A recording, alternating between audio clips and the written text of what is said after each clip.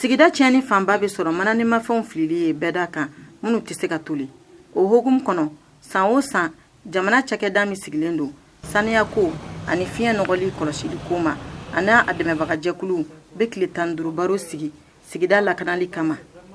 a tako 29nan n'o ye ɲinanta ye o bɛ tali kɛ fɛrɛ kuntagalajan sigili sen kan mananimafɛnw kɛlɛli kama sigida kɔnɔ Sulemani Sherif Kulibali ale ye kalanw ani bolodacogo ɲɛmɔgɔ ye saniya ni nɔgɔ ani gɛlɛya kɛlɛli la. An kɛra ɲama ye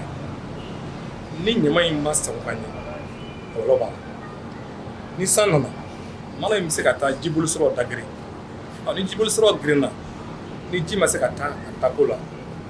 a bɛ kɛ kasara ye n'a bɛ f'o ma ko ji bɛ walankata ka don so kɔnɔ. Farafinna kɛrɛnkɛrɛnnenya la Mali jamana kɔnɔ mananimafɛnw bɛ kɛ sababu ye ka dugukolo fanga dɔgɔya o sababu kelen fana la u bɛ dankari sɛnɛ ani bigamara la kɛlɛ don min ka gɛlɛn kosɛbɛ ka d'a kan a dan tɛ Mali kelen na Madame Kulibali Françoise Kulibali sigida tiɲɛna bigan minnu bɛ yen olu bɛ tiɲɛ an b'a sɔrɔ biganw fɛ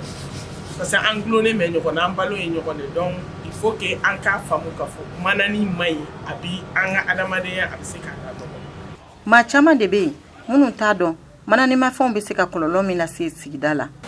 Nuriyatu Ture ale ye mananimafɛnw matarafaba ye. Ni midi sera ne ni barakɛɲɔgɔn an bɛ wari fara ɲɔgɔn kan ka taa dumuni san o de filɛ mana kɔnɔ ne kɔni b'a dɔn manani fililen yɔrɔ la a bɛ yɔrɔ nɔgɔ ni mɔgɔ bɛ to ka filifilini min kɛ o man di ne.